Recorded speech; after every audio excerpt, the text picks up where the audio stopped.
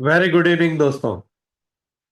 मैं डॉक्टर अरुण सिंह जयपुर से आपका दोस्त आपको आज एस्ट्रो फाइनेंशियल मार्केट की एक सबसे बड़ी इवेंट के बारे में बताने के लिए उपस्थित हुआ। ये इवेंट 6 प्लेनेट का पीसीज यानी मीन राशि के अंदर गोचर होने जा रहा है। ये गोचर होगा 29 तारीख, 29 मार्च। आज 22 मार्च है। आज से 7 दिन बाद और उसी दिन सूर्य ग्रहण भी है। और उसी दिन शनि, जो अभी अपनी खुद की कुंभ राशि में चल रहे हैं, वो मीन राशि के अंदर एंटर करेंगे। शनि का मीन राशि में प्रवेश, सूर्य ग्रहण का होना और 6 प्लेनेट को मीन राशि में होना। मीन राशि हमारे काल पुरुष कुंडली की 12वीं राशि, 12वीं राशि यानी 12th हाउस। मुक्ति मोक्ष का भाव होता है। मोक्ष भाव में 6 प्लेनेट का उपस्थित होना, और वो भी राहु केतु की एक्सिस के अंदर। ऐसा विलक्षण संयोग कई सैकड़ों हजारों साल में एक बार होता है। ये इतना विलक्षण इसलिए हो रहा है कि इस समय दो प्लेनेट जो इस एक्सिस के बाहर है, एक तो गुरु और दूसरा मंगल। और गुरु और मंगल इस एक्सिस के बाहर होने के बाद भी गुरु चूंकि मीन राशि का मालिक है, और यहाँ पे शुक्र के साथ वो अपनी राशि परिवर्तन कर रहा है। दूसरा, मंगल और गुरु दोनों छठी कन्या राशि के अंदर केतु को देख रहे हैं। तो इसका मतलब हुआ केतु को बचे हुए 8 प्लेनेट एक साथ देख रहे हैं। किसी एक प्लेनेट को 8 प्लेनेट अपनी एनर्जी दे रहे हैं।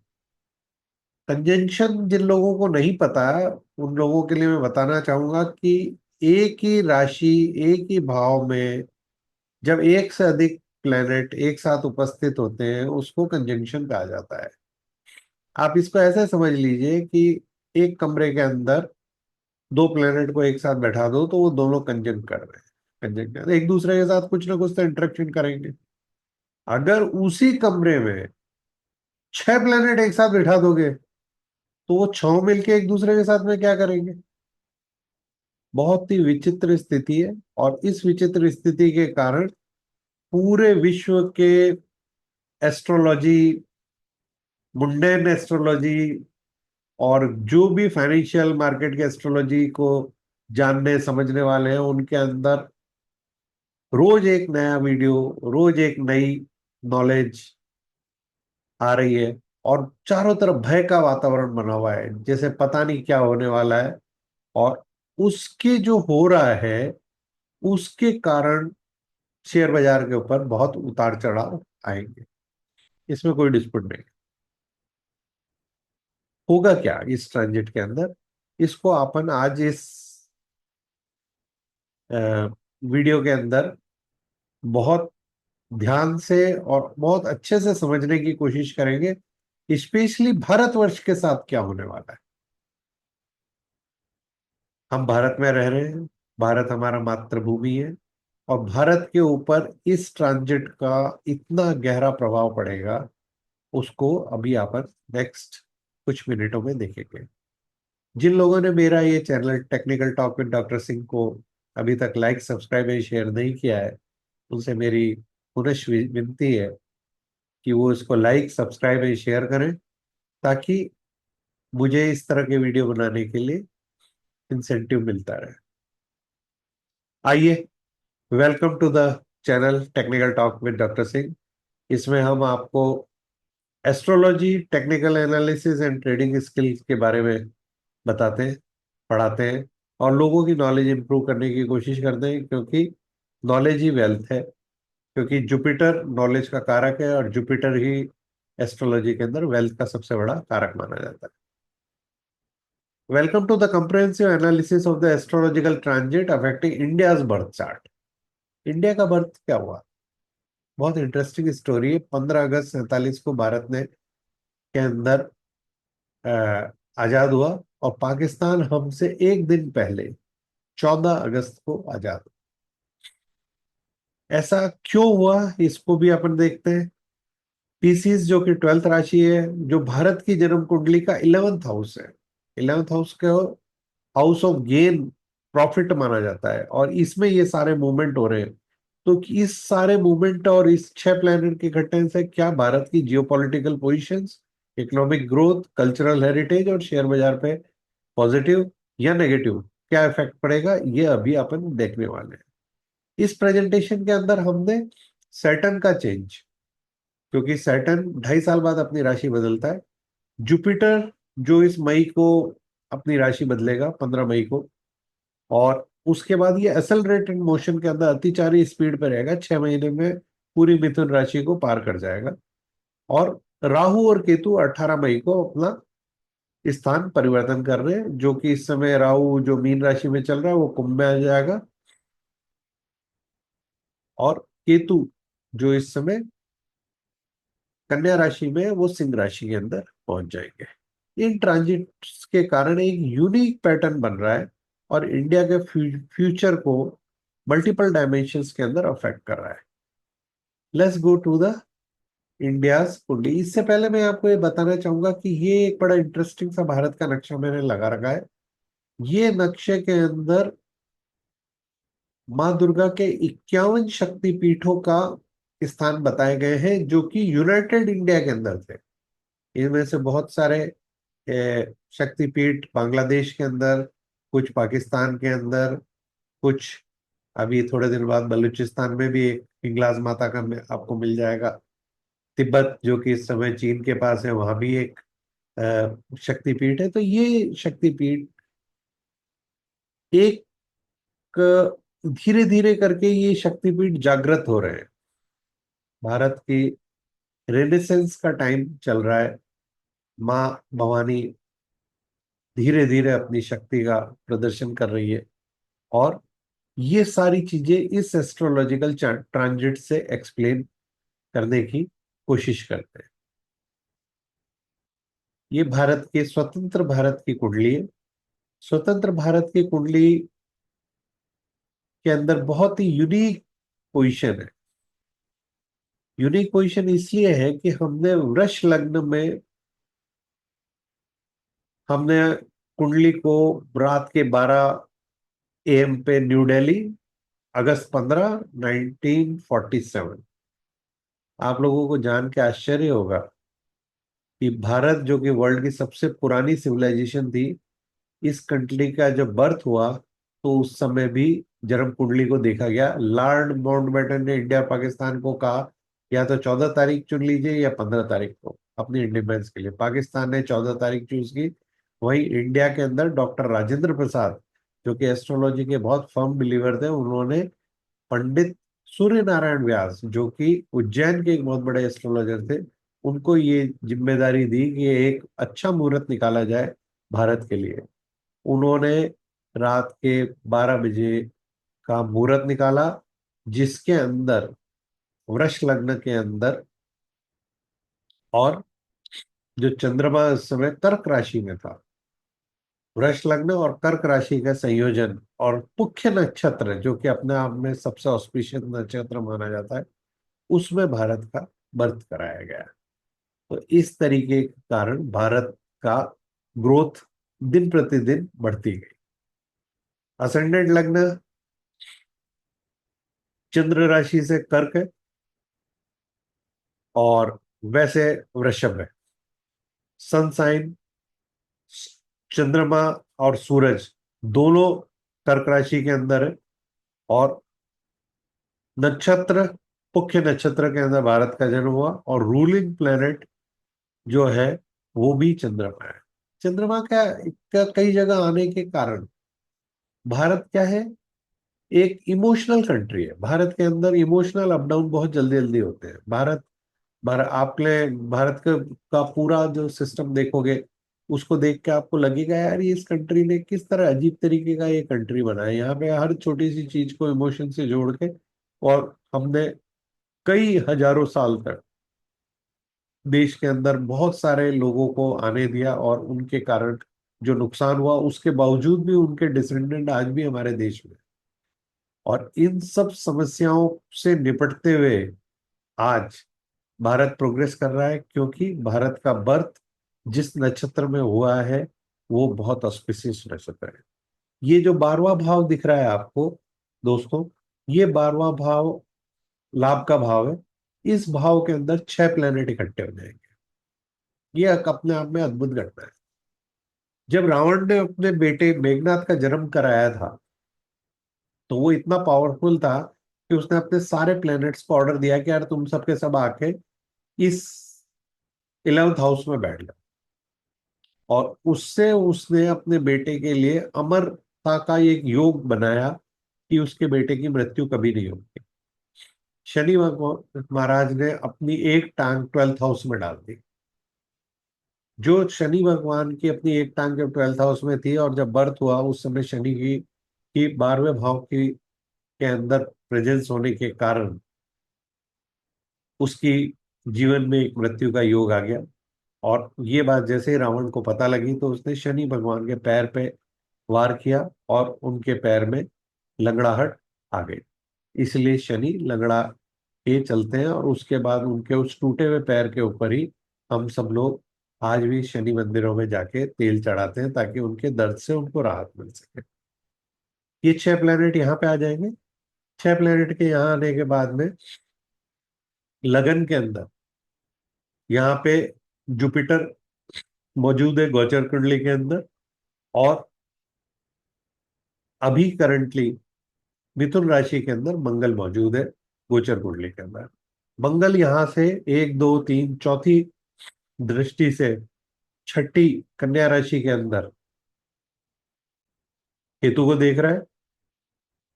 वृष राशि से 5वीं दृष्टि से गुरु इस केतु को देख रहा है। और यहाँ पे मौजूद 6 प्लेनेट, 6 प्लेनेट है सूरज, चंद्रमा, बुध, शुक्र, शनि और राहु। ये 6 प्लेनेट इस केतु को देख रहे हैं। तो इस तरह से इस केतु के ऊपर 6th house of Indian, 5th house of India, छठी कन्या राशि के ऊपर बचे हुए 8 प्लेनेट एक साथ इसको देख रहे हैं। केतु के यहाँ होने का क्या मतलब है? केतु केतु धर्म ध्वजा का कारक माना गया है। धर्म ध्वजा क्या होती है? भारत के अंदर रिलीजियस सनातन धर्म का पुनरुत्थान होगा। ये 6 प्लेनेट नहीं, 8 प्लेनेट मिलके एक साथ इस घटना को बता रहे हैं। और दोस्तों, ये जो ट्रांजिट्स होते हैं ये इतने बड़े पावरफुल ट्रांजिट होते हैं कि ये एक्चुअल ट्रांजिट होने से पहले 1 महीना, 2 महीना, 3 महीना पहले से अपना असर दिखाने लगते हैं। इसी का एग्जाम्पल है कि भारत में सनातन धर्म का पुनरुत्थान हो रहा है। इसका क्लासिक एग्जाम्पल हमने महाकुंभ के अंदर 66 करोड़ लोगों का संगम में स्नान करते हुए देखना, जो कि अपने आप में एक विश्व में अनूठी घटना है। तो ये सब इसी ट्रांजिट के कारण हो रहा है। दूसरी दूसरा घटनाक्रम हम ये देख सकते हैं कि पहले एक बार मैं आपको भारत की कुंडली और बताता हूँ, और 11th हाउस की महिमा का आपको अंदाजा लगाने की बात करता हूँ। तो भारत के अंदर जैसे ही हमने ये पाया कि हमने सूर्य नारायण व्यास जी के कहने पे हमने 15 अगस्त को रात को 12 बजे भारत का की आजादी ली, और उसके कारण भारत के अंदर ग्रोथ हो रही है। भारत के अंदर क्या हो गया? असेंडेंट जो था भारत का, वो कैंसर राशि में चला गया। तो अपने 3rd हाउस के अंदर लग्न को 3rd हाउस में जाने का मतलब है कि 3rd हाउस क्या होता है? आपके एफर्ट्स का होता है। इसलिए भारत हमेशा धीरे धीरे करके ही सही, लेकिन प्रोग्रेसिव पाथ के ऊपर आगे बढ़ता जा रहा है। तो भारत क्या एक इमोशनल कंट्री है, धीरे धीरे नर्चर कर रहा है, और ट्रेडिशनल नेचर है, और स्ट्रॉन्ग फैमिली वैल्यूज का कारक है। मून बीइंग है 3rd house Lord, economic and political scenario में भी इमोशंस का बहुत रोल है।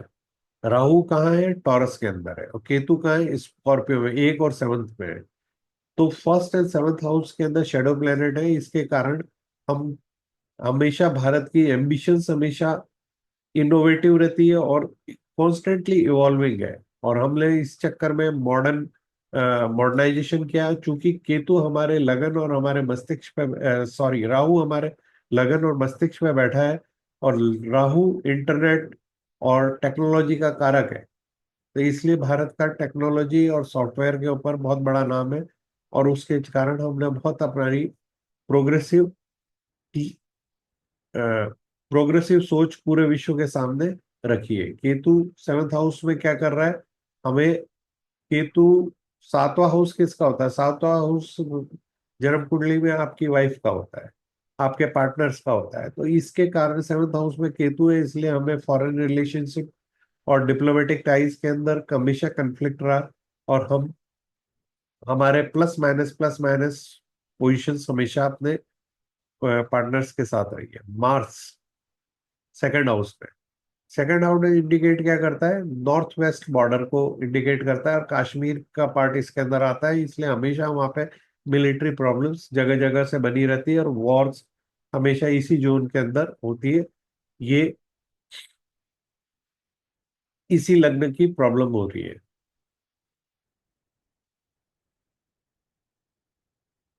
मून कहाँ है? मून हमारा थर्ड हाउस में है।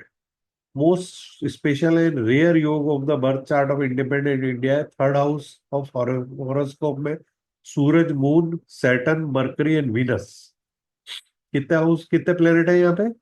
एक, दो, तीन, चार, पांच, पांच प्लेनेट ऑलरेडी बैठे हुए हैं इस हाउस के अंदर। इस हाउस में ये पांच प्लेनेट है। ये जो पांचों प्लेनेट है, ये किसको देख रहे हैं? नाइन्थ हाउस को देख रहे हैं। नाइन्थ हाउस किसका है? भाग्य का भाव है। तो ये पांच प्लेनेट मिलके भारत के भाग्य को बढ़ा रहे हैं। और ये एक तरह से गुरु दक्षिणा भी है। ये ऑस्पिशियस दृष्टि इसके ऊपर डाल रहे हैं, और इसके कारण भारत का प्रोग्रेस हमेशा से अच्छा रहेगा। इसके बाद में सूरज, sun represent government and leadership in Cancer. India leadership dynamic yet sensitive to public sentiment. हमेशा हम पब्लिक को पीछे करते हैं। इसी कारण से आप ये देख रहे होंगे कि भारत के अंदर, इंस्पाइट ऑफ मोदी गवर्नमेंट बहुत मेजोरिटी के साथ आई है, लेकिन उन्होंने फिर भी पब्लिक सेंटिमेंट का ध्यान रखते हुए किसानों के बिल को वापस लिया। भारत में आज भी 80 करोड़ लोगों को वो अनाज, जो कि वो एमएसपी पे खरीदते हैं, उसको किसानों से खरीद के जनता के अंदर बांटा जा रहा है। और इस तरीके से बहुत सारी योजनाएं जो कि गरीब और भारत के निचले तबके के लोगों के लिए मकान बनाना, उनके लिए टॉयलेट्स बनाना, गांवों का उत्थान करना, जगह जगह पे हॉस्पिटल्स, मेडिकल कॉलेजेस खोलना, तो ये सब पब्लिक को ध्यान में रख के किया जा रहा है। ये ये हमारी इस जन्म कुंडली के अंदर सूरज की पोजीशन चंद्रमा की राशि में होने के कारण हमेशा गवर्नमेंट पब्लिक प्रेशर में झुकती रहेगी। मरकरी, मरकरी क्या करता है? इंटेलिजेंस, ट्रेड एंड कम्युनिकेशन को करता है, और वो भी थर्ड हाउस है। थर्ड हाउस क्या है? Education, IT, communication, media, diplomacy का है।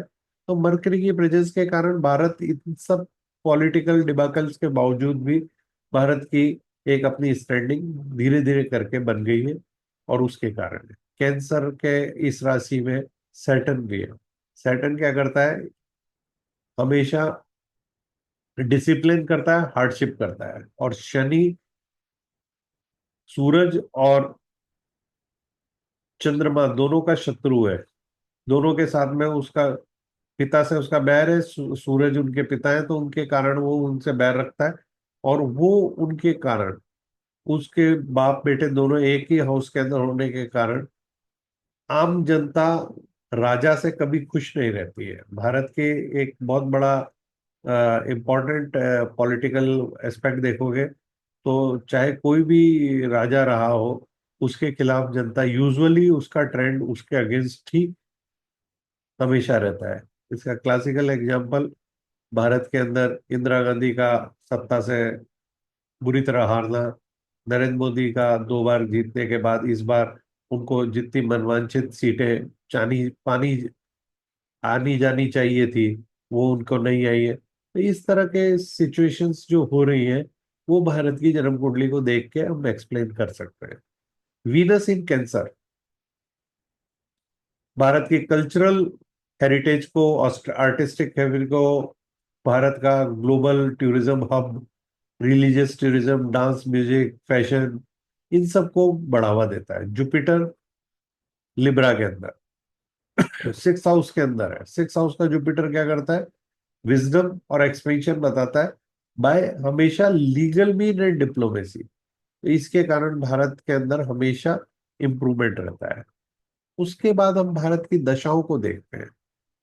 जन्म कुंडली के दो भाव होते हैं। ये जो हम मैं आपको देख के बता रहा हूँ, ये भारत की जो बर्थ कुंडली है, ये प्रॉमिस है। और अभी जिस गोचर कुंडली की बात कर रहे थे, वो इस समय करंट स्काई में जो प्लैनेट्स की पोजीशन है वो है। जो प्रॉमिस है वो कब फुलफिल होगा? जब दशा आएगी। भारत की मेजर दशा अगर आप देखोगे तो इसका भारत पे मेजर इम्पैक्ट देखेंगे। 47 से 65 तक शनि की दशा थी, हमेशा वॉर, इकोनॉमिक हार्डशिप रही। मरकरी की दशा रही है 65 से 82 तक, इसके अंदर कम्युनिकेशन, मीडिया, एजुकेशन में ग्रोथ रही है।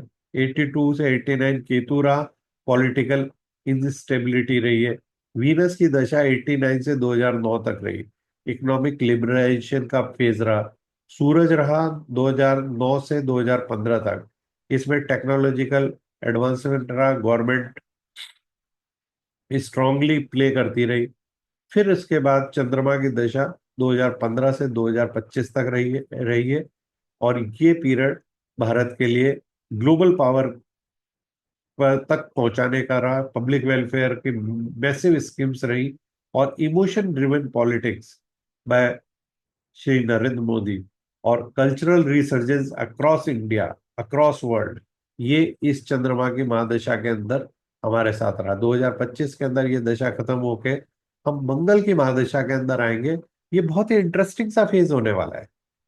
क्यों इंटरेस्टिंग सा फेज होने वाला है? कि मंगल हमारे पार्टनर्स और twelfth house, seventh and twelfth house का मालिक है। और वो बैठा कहाँ पे है? वो बैठा second house of store income में बैठा हुआ है, फैमिली के हाउस में बैठा हुआ है। और ये पार्टनर्स और ये फैमिली का हाउस, पार्टनर्स कहाँ बैठ गए? जाके फैमिली वाले हाउस में बैठ गए। तो कहीं ऐसा तो नहीं है कि भारत के अंदर कई भारत के जो पार्टनर्स हैं वो भारत में मिलना चाहते हैं, या भारत के अंदर मिलने का सोच रहे हैं? इसको भी अपन, एक इम्पॉर्टेंट एस्पेक्ट है, इसको भी अपन आगे डिस्कस करेंगे। तो मंगल की महादशा में क्या क्या हो सकता है भारत के अंदर? टेक्नोलॉजिकल और मिलिट्री एडवांस। मंगल क्या है? देवताओं के सेनापति है। तो देवताओं के सेनापति होने के कारण मिलिट्री और टेक्नोलॉजिकल एडवांसमेंट होगा। और इसका डायरेक्ट इम्पैक्ट भारत के अंदर डिफेंस स्टॉक्स के ऊपर पड़ेगा। टेक्नोलॉजिकल एडवांसमेंट होने के कारण जो मॉडर्न टेक्नोलॉजी या डिफेंस टेक से रिलेटेड जो स्टॉक्स एंड शेयर्स हैं, उनके ऊपर हमें फोकस रखना चाहिए। इंक्रीज ग्लोबल इन्फ्लुएंस रहेगा। क्यों रहेगा? क्योंकि जिस जगह पे मंगल बैठा हुआ है भारत की कुंडली के अंदर, और इस समय केतु उसी के ऊपर से क्रॉस हो रहा है, और वो अपनी चंद्रमा की राशि में जा रहा है जहां पे ये 5 प्लेनेट बैठे हुए हैं।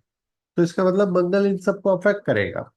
और इसके कारण ग्लोबल इन्फ्लुएंस भारत का बढ़ेगा, जो कि आपको देखने को मिल ही रहा है कि भारत के अंदर जो डिप्लोमेटिकली हम बहुत स्ट्रांग हो गए।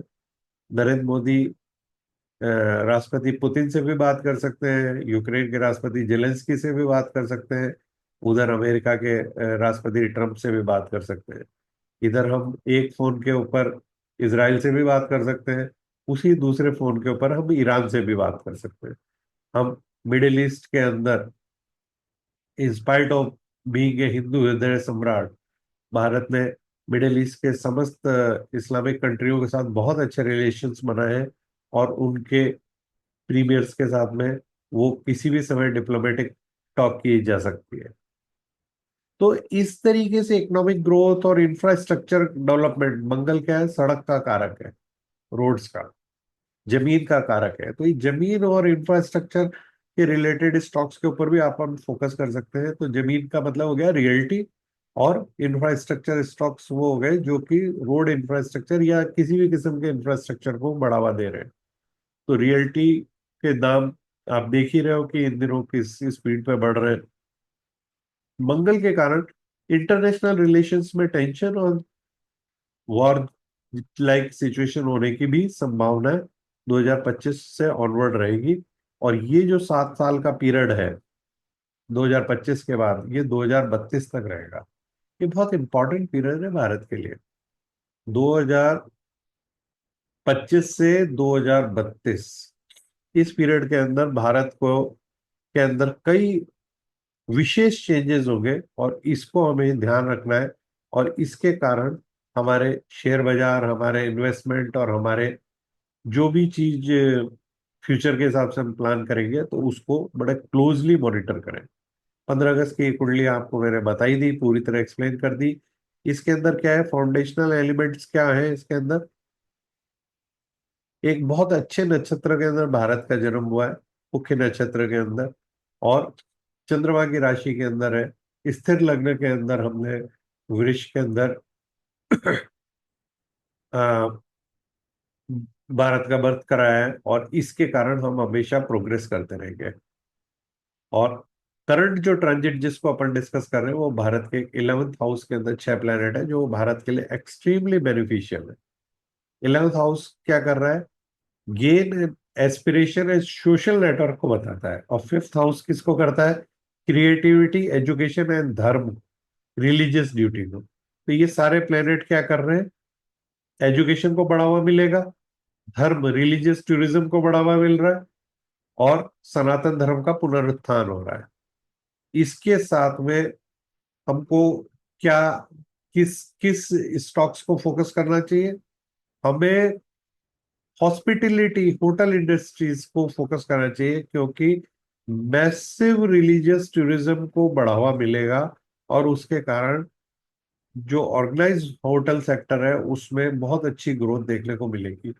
कनेक्टिविटी के कारण हमें इन सारी जगह पे जो रेल या रेल से रिलेटेड जो स्टॉक्स है उसके ऊपर हमें फोकस करना चाहिए, कि वो हमारे को कनेक्टिविटी को बढ़ावा देंगे।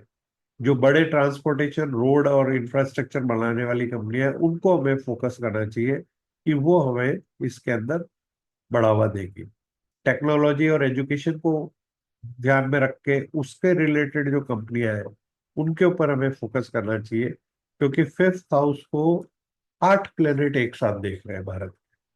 11th हाउस से हमें क्या फायदा हो रहा है, 11th हाउस में gain, aspiration and social network, ये दोस्तों का घर है। 11th हाउस क्या है, आपके दोस्त हैं, यार दोस्त हैं, मौज मस्ती है, लाभ है, प्रॉफिट है, और एक्सपेंशन है। तो हमें पूरे वर्ल्ड के अंदर हमारे दोस्तों की संख्या बढ़ जाएगी। दूसरा, हमें यहाँ से एक्सपेंशन होगा। आपको दोस्तों में बताऊं एक्सपेंशन कैसे हो सकता है भारत का, मैं इसको बहुत देर तक सोचता रहा। तो एक्सपेंशन के लिए हमने ये पाया कि इकोनॉमिकल एक्सपेंशन हो सकता है। हमारी जो इकोनॉमी है वो वर्ल्ड की 3rd लार्जेस्ट इकोनॉमी की तरफ अग्रसर हो रही है। हम 5 ट्रिलियन डॉलर की इकोनॉमी की तरफ बढ़ रहे हैं, और उससे भी ज्यादा हमारी क्लाउड अक्रॉस वर्ल्ड बढ़ती जा रही है। हम मिलिट्री के अंदर एक बहुत मेजर पावर की तरह उभर रहे हैं, मेक इन इंडिया के अंदर डिफेंस के आत्मनिर्भरता को बढ़ावा दे रहे हैं। और सबसे इंटरेस्टिंग चीज, इन प्लैनेट्स की पावर देखो आप। इन प्लैनेट्स की पावर इतनी ज्यादा है दोस्तों, कि हम हमारी फिजिकल बाउंड्री को बढ़ाने की तरफ अग्रसर हो रहे हैं, जिस बात को हम आज से 5 साल पहले कभी सोच भी नहीं सकते हैं। जो 11th हाउस के अंदर इतने सारे प्लैनेट इकट्ठे हो रहे हैं और भारत को एक्सपेंड करेंगे, एक्सपेंशन मोड में लाएंगे, तो उसमें आपको बताऊं कि इसके अंदर कहाँ कहाँ हम बढ़ सकते हैं।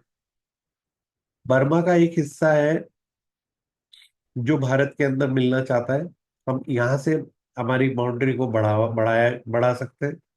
भूटान का भारत के अंदर कभी भी एसेशन हो सकता है, जिस तरह सिक्किम का भारत में विलीन हुआ था। नेपाल, जो कि एकमात्र हिंदू राष्ट्र, घोषित हिंदू राष्ट्र है, सबसे ज्यादा हिंदू पॉपुलेशन भारत के अंदर है, लेकिन घोषित हिंदू राष्ट्र है। और उस जगह पे हमारे योगी आदित्यनाथ नेपाल के भी राजगुरु हैं। तो ऐसा भी लोग बाग इमेजिन कर रहे हैं कि अगर योगी आदित्यनाथ 2027 में भारत के प्रधानमंत्री अगर बन गए तो नेपाल भी भारत के अंदर मिल सकता है। तो हमने यहाँ देखा कि बर्मा का एक हिस्सा भारत में मिलना चाहता है, भूटान भारत में मिलना चाहता है, नेपाल के भारत में मिलने की पॉसिबिलिटी है। पाकिस्तान ऑक्यूपाइड कश्मीर, गिलगिट बाल्टिस्तान, ये कभी भी भारत के अंदर मिल सकते हैं। और यहाँ पे जो अक्साई चीन का हिस्सा जो चाइना को दिया है, वो हिस्सा भारत के अंदर वापस मिल सकता है। चाइना का डिसइंटीग्रेशन अगर हुआ तो जो तिब्बत है, जो एक जमाने में जम्मू कश्मीर के राजा, जिसने भारत के साथ में एसेशन का डॉक्यूमेंट साइन किया, उस डॉक्यूमेंट उस किंगडम का नाम ही जम्मू कश्मीर एंड तिब्बत था। जो राजा था उसका राज्य जम्मू कश्मीर और तिब्बत तक था, और उसने भारत में एसेशन किया। और हमारे उस जमाने की पॉलिटिकल मिसफॉर्च्यून्स के कारण तिब्बत चाइना को चला गया। इधर इंटरेस्टिंग सा एलिमेंट पाकिस्तान के अंदर भी है। पाकिस्तान के अंदर हम क्यों देखेंगे तो पाकिस्तान में क्या हो रहा है, मल्टीपल चार टुकड़े होने की पूरी संभावना है उसके अंदर। और ऐसा क्यों हो रहा है ये भी बहुत आसान है देखना, ये भी जानना बहुत आसान है। अभी अपन उसको डिस्कस करते हैं। पहले भारत का का लैंड एरिया 11th हाउस में 6 प्लेनेट आने से कैसे बढ़ रहा है।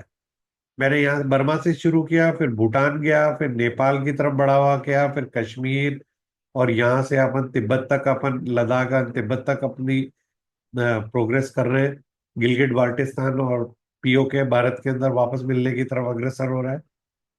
यहाँ पे एक सीलोन के पास में, सीलोन जो कि 48 में सीलोन था, बाद में श्रीलंका बना। यहाँ पे कच्चा तीवू करके एक आइलैंड है जो कि श्रीलंका को दे दिया था इंदिरा गांधी ने गिफ्ट में। उसको भी भारत वापस लेने की कोशिश कर रहा है। अरेबियन सागर के अंदर मॉरिशस से हमने कुछ आइलैंड्स लिए हैं, जिसको भारत अपनी नेवल बेस बना रहा है। यहाँ हमने मालदीव से हमारे कुछ आइलैंड हमने लिए हैं, जिसके ऊपर हम अपना बेस बनाने की कोशिश कर रहे हैं। और ऐसा भी फ्यूचर में पॉसिबिलिटी हो सकती है कि मॉरिशस बाद में भारत के अंदर मिल जाए। भारत अपने अंडमान और निकोबार के जो द्वीप से उनको बहुत अग्रेसिव तरीके से डेवलप करने की कोशिश कर रहा है। तो ये सारी चीजें भारत का इंटरनेशनल एक्सपेंशन बता रही है, फिजिकल इंडिया का एक्सपेंशन बता रही है। और क्या पता विश्व वापस, दुनिया छोटी सी है, क्या पता भारत वापस पुराने इंडिया, जो कि यूनाइटेड इंडिया था, जिसके अंदर ये पूरा पूरा भारत जो डिवाइड होने से पहले था, जो कि बर्मा और उससे आगे तक फैला हुआ था, और यहाँ पे ये अफगानिस्तान तक फैला हुआ था, ऐसा भारत वापस बनने की भी संभावनाएं एस्ट्रोलॉजिकली व्यक्त की जा रही है। तो ये जो प्लेनेट इन्फ्लुएंस हो रहे हैं, और इसके कारण हमारे 11th हाउस के अंदर इतना यूनिक ट्रांजिट हो रहा है, इसके कारण की इकोनॉमिक ग्रोथ बढ़ रही है। तो हम ये मान के चल रहे हैं कि इतनी इकोनॉमिक ग्रोथ होने के कारण शेयर बाजार के अंदर तेजी का माहौल रहेगा।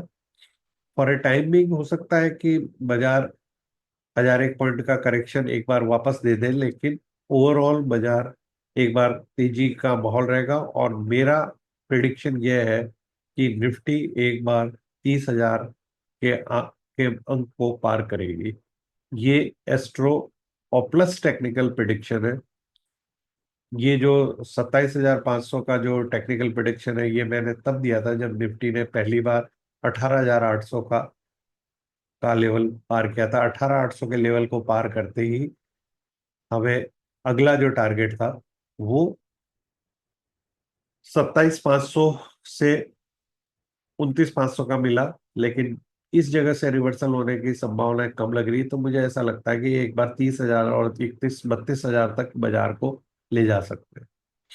दोस्तों, अभी मैंने आपको भारत की कुंडली दिखाई थी। भारत की कुंडली में ये सारा 11th हाउस में 6 प्लेनेट है, इसलिए भारत तो ग्रो कर रहा है।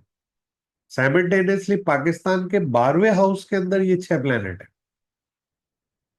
12वें हाउस में 6 प्लेनेट, और केतु जाके बैठा हुआ कहाँ पे है? अपने रोग ऋण और शत्रु के घर में।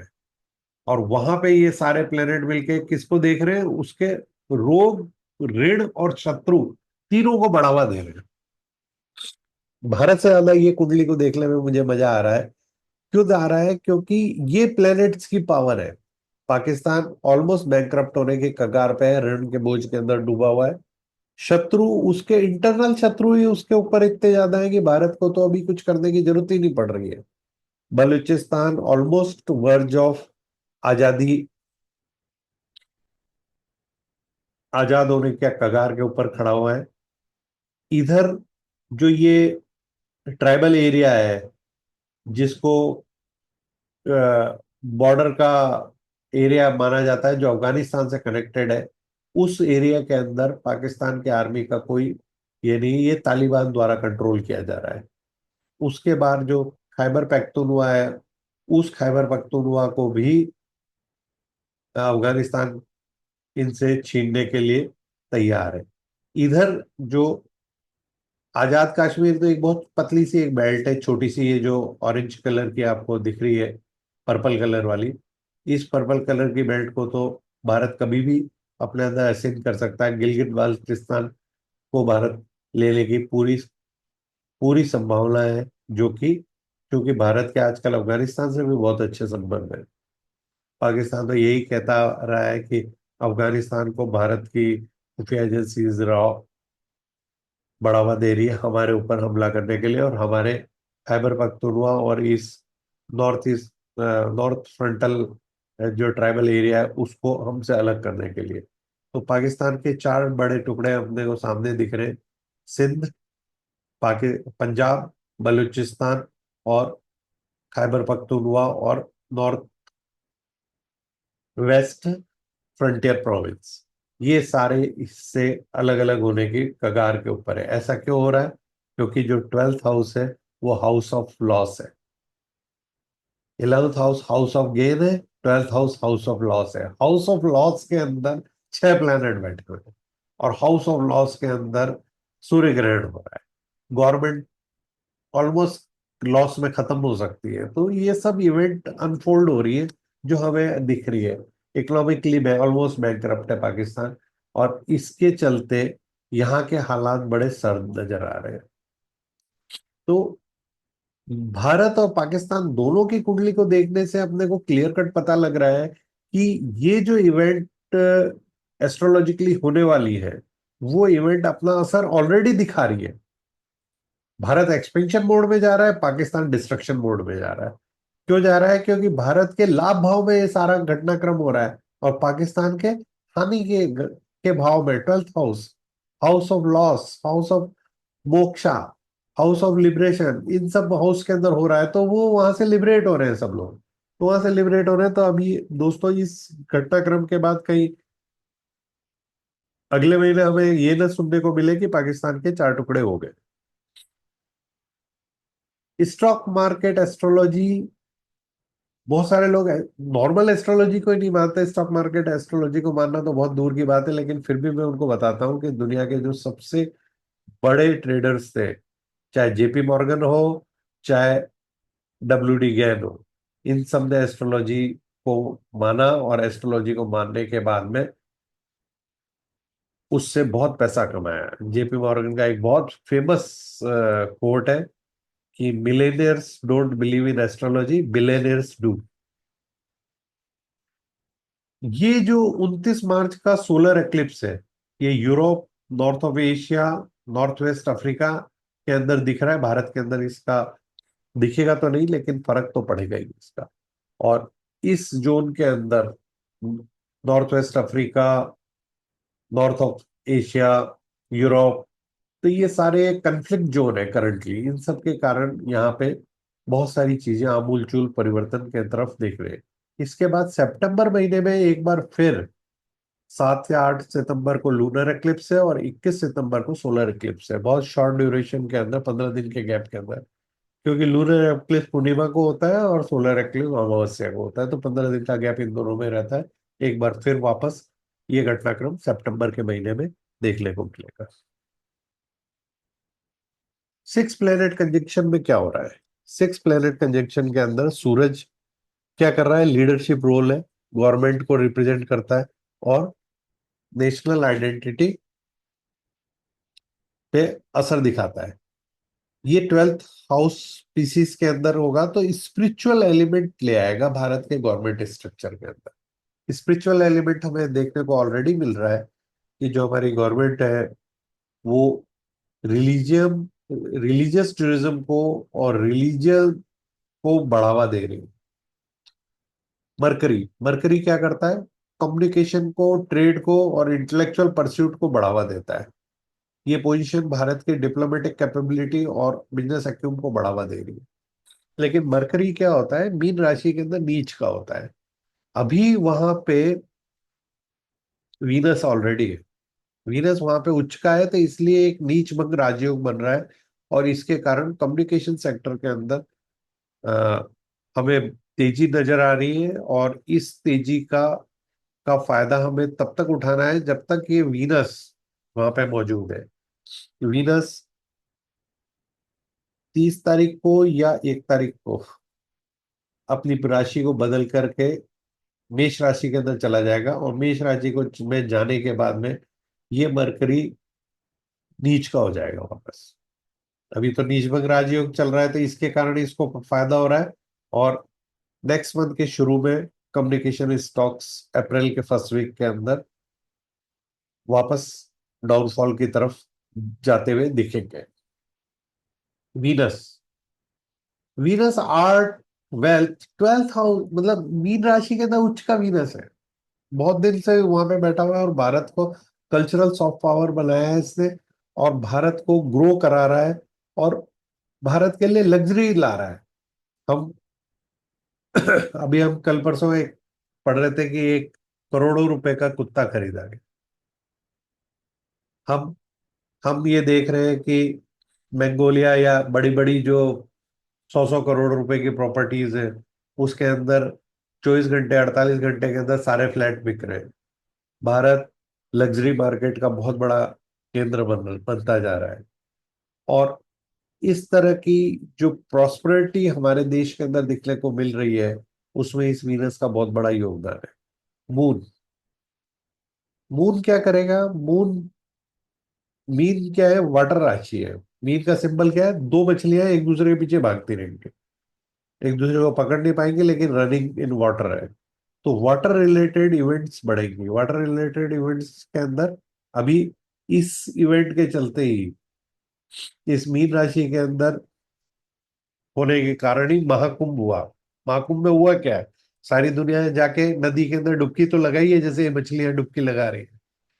66 करोड़ लोग, जो कि देश की हिंदू पॉपुलेशन का 2/3 हिस्सा है, 2/3 हिस्सा ने जाके एक एक रिलीजियस इवेंट के अंदर जाके पानी के अंदर डुबकी लगा के भारत के अंदर एक पूर्ण रूपे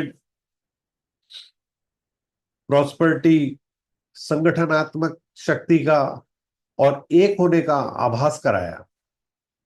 ये हिंदू रिनेसेंस की सबसे बड़ी इवेंट है।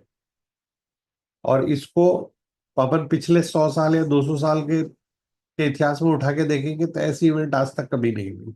तो ये सब भी मून के कारण हो रहा है, क्योंकि ये इकोनॉमी को अफेक्ट कर रहा है, कॉमन लोगों के अंदर खुशियां ला रहा है, और इसको कर रहा है राहु। राहु क्या कर रहा है मीन राशि के अंदर? राहु मीन राशि के अंदर, मतलब 11th हाउस का राहु भारत को प्रॉस्पेरिटी दे रहा है।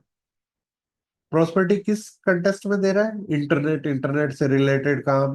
भारत के अंदर आपने देखा होगा कि ब्लिंकिट को ले लो या जोमेटो को ले लो, या जो भी चीज इंटरनेट बेस्ड है, चाहे उबर ओला को ले लो, उबर को ले लो, या जो होटल इंडस्ट्री के अंदर ऑनलाइन बुकिंग्स को ले लो। तो इंटरनेट और उससे रिलेटेड और सॉफ्टवेयर एक्सपोर्ट के अंदर एग्रेसिव जो ग्रोथ है, उसके अंदर राहु का बहुत बड़ा योगदान है। और राहु के कारण हमारे देश की diplomatic wisdom, gross expansion, Bharat पहली बार भारत की पॉलिटिकल डिप्लोमेटिक पॉलिटिक्स को आप देखोगे तो पहली बार हमें ऐसा लग रहा है कि हम एक्सपेंशन मोड में जा रहे हैं। कभी हमने सोचा भी नहीं था कि भारत बर्मा का एक हिस्सा भारत में मिलाने के बारे में सोच रहा होगा, या बांग्लादेश का एक हिस्सा चटगांव को भारत अपने अंदर मिलाने के बारे में सोच रहा होगा, भारत भूटान को अपने अंदर मिलाने के बारे में सोच रहा है। तो ये जो एक्सपेंशन मोड है, ये इस राहु के कारण ज्यादा दिखता है। सैटर्न, सैटर्न क्या करता है, डिसिप्लिन लाता है। जैसे ही ये मीन राशि में आएगा, आ तो 29 तारीख को रहा है, तो आते ही तो उस घर में ऑलरेडी सब बड़े बड़े दिग्गज बैठे हुए हैं उसके अंदर। लेकिन ये चूंकि अगले 2.5 साल यहाँ रहेगा, तो ये आते ही ये बात डिक्लेयर कर देगा कि इस जगह का अब राजा मैं हूं। आज के बाद इस हाउस में जो होगा वो मैं जो चाहूंगा वही होगा। सैटर्न के एक बहुत बड़ी खास बात है, ये कर्म का मालिक है और कर्माधिपति और न्यायाधिपति भी है। उस कर्म का जो फल मिलेगा उसका फैसला भी सैटर्न खुद ही करता है। सैटर्न अपना इफेक्ट धीरे धीरे दिखाता है, लेकिन दिखाएगा जरूर। और सैटर्न के मीन राशि में आने के कारण, मीन राशि में सैटर्न आएगा तो जो साढ़े साती है वो चल रही होगी जिन लोगों के ऊपर मीन राशि है उसके मध्य भाग में आ जाएगी, और मेष राशि के ऊपर ये शुरू हो जाएगी। नेक्स्ट, सूरज। सूरज क्या रिप्रेजेंट कर रहा है, लीडरशिप, गवर्नमेंट। तो ये सारे प्लैनेट्स जो कि मीन राशि पीसेस के अंदर है, और ये एक यूनिक लीनियर परेड है जो इस समय आसमान के ऊपर देखने को मिल रही है। खूब सारे प्लैनेट एक साथ एक लाइन के अंदर क्षितिज के अंदर देखने को मिल रहे हैं। तो इस तरह से ये बहुत इंपॉर्टेंट कंजंक्शन है। यहाँ पे वीनस उच्च का है, मरकरी नीच का है, सूरज और चंद्रमा एक साथ आने के कारण अमावस का योग बनता है। शनि और सूरज के आने के कारण ये दोनों एक दूसरे को लाइक नहीं करते, बाप बेटे हैं लेकिन दोनों एक दूसरे को पसंद नहीं करते। ये ये ये एक अच्छा योग नहीं है। इधर सूरज और राहु, गवर्नमेंट के ऊपर एलिगेशन लगेंगे, जो कि आप देख ही रहो कि सुप्रीम कोर्ट के जज के, हाई दिल्ली हाई कोर्ट के जज के घर के अंदर कितनी सारी करेंसी मिली। तो ये एलिगेशंस, डिफेमेशंस जो हो रहे हैं, ये सारी चीजें हमें देखने को मिलेगी। 11th हाउस की सिग्निफिकेंस क्या है? 11th house house of gain है। यहाँ पे इनकम, प्रॉफिट और मटेरियल एक्विजिशंस। ये जो मटेरियल एक्विजिशन है ना, इसके कारण मैंने आपको बताया कि ये भारत अपनी फिजिकल बाउंड्री भी एक्सपेंड कर सकता है, क्योंकि 6 प्लेनेट यहाँ पे है। Bharat is position for the unprecedented economic growth and prosperity. ये लाइन बहुत इंपॉर्टेंट लाइन है। इस 6 प्लेनेट के कारण हमें ऐसा लग रहा है 12th हाउस के अंदर ये सब हो रहा है, तो हम एक नए युग की तरफ अग्रसर हो रहे हैं। सोशल कनेक्शन, ये दोस्तों का घर है, इसमें अलायंस होंगे, सोशल नेटवर्क हमारा बढ़ेगा। इसके कारण भारत के इंटरनेशनल रिलेशनशिप्स बहुत अच्छे होने का कारण है। डिप्लोमेटिक इन्फ्लुएंस बढ़ने वाला है। एस्पिरेशंस, 11th हाउस क्या करता है, आपकी आशाओं को बढ़ाता है। आपके long term goal and powerful alignment है, इसके कारण भारत का नेशनल विजन, एम्बिशन बढ़ने वाला है। कलेक्टिव प्रोग्रेस, ये हाउस क्या कर रहा है, community welfare and collective advancement दिखा रहा है। इस कंजंक्शन के कारण social infrastructure and public service बढ़ रही है। 11th हाउस के अंदर 6 प्लेनेट जो कि सामने 5th हाउस को देख रहे हैं, और बचा हुआ जो 2 प्लेनेट है वो दोनों भी गुरु और मंगल, वो दोनों भी उस केतु को देख रहे हैं। केतु मंगल की तरह बिहेव करता है। तो और 5th हाउस क्या है, 5th हाउस भारत का पूर्व जन्मों के फल का हाउस है। पूर्व जन्म में के फल मतलब भारत जो अभी 47 के हम जो आजाद कुंडली देख रहे हैं, उससे पहले के सनातन भारत का जो पुण्य है, उस पुण्य का केंद्र है। तो हम ये मान के चल रहे हैं कि इस ट्रांजिशन के कारण, बहुत सारे लोग तो यहाँ तक कह रहे हैं कि ये कलयुग का अंत होने वाला है, कलयुग के अंत होने की इवेंट है। लेकिन मैं अभी ऐसा नहीं मानने को तैयार हूं कि ये कलयुग का अंत होने वाला है। लेकिन सनातन धर्म के पुनरुत्थान का वर्ष जरूर है। और सनातन धर्म का पुनरुत्थान अगर होगा भारत का, तो भारत एक बार फिर विश्व मानचित्र में विश्व गुरु की तरह अग्रसर होगा। भारत की इकोनॉमिक ग्रोथ अच्छी होगी, भारत का पूरे विश्व में नाम होगा। और इसके चलते हम शेयर बाजार के अंदर अनप्रेसिडेंटेड तेजी देखने को मिल सकती है। ट्वेल्थ साइन जो है पीसीज, उसके अंदर क्या है, ये स्पिरिचुअल साइन है। ये दोनों मछलियां एक दूसरे के पीछे गोल गोल गोल चक्कर लगाती रहेगी, तो ये क्या है, स्पिरिचुअल। ये कह रही है कि ट्वेल्थ हाउस मोक्ष का भाव है। तुम सब है ना दुनियादारी के चक्कर में मत पड़ो, तुम है ना मोक्ष को ढूंढो, सर्च करो मोक्ष को। तो ये दोनों बेसिकली मोक्ष को ढूंढ रही है। तो ये जो रेट रेस है भारत के अंदर, स्पिरिचुअल गाइड का वर्ल्ड क्रॉस होगा। भारत के अंदर स्पिरिचुअल टूरिज्म को बढ़ावा मिलने वाला है, भारत के अंदर स्पिरिचुअल हीलिंग को बढ़ावा मिलने वाला है, भारत के अंदर आयुर्वेद और सनातन धर्म का पुनरुत्थान होने का पूरा पूरी संभावना है। बाउंड्री का डिसोल्यूशन होता है। This is dissolve limitation and rigid structure. This influence में help to transcend historical constraint and reimagine it as global global position. इसके कारण भी हमें ऐसा देखने को मिल सकता है कि भारत अपनी जियो जियोग्राफिकल बाउंड्रीज को बढ़ावा दे सकता है। कंपन्स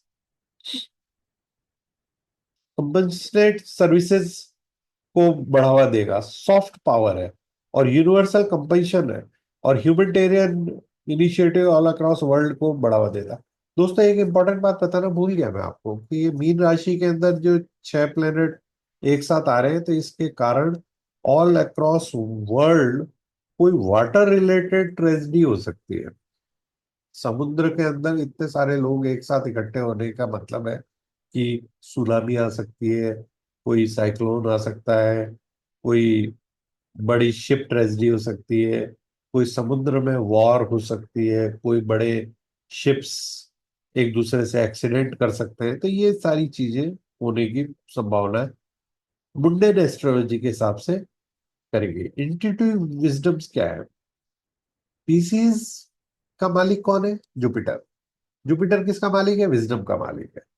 और पीसीज किसका, ट्वेल्थ हाउस किसका है? स्पिरिचुअल। तो स्पिरिचुअल विजडम के अंदर बढ़ावा मिलेगा, रैशनल थॉट होंगी।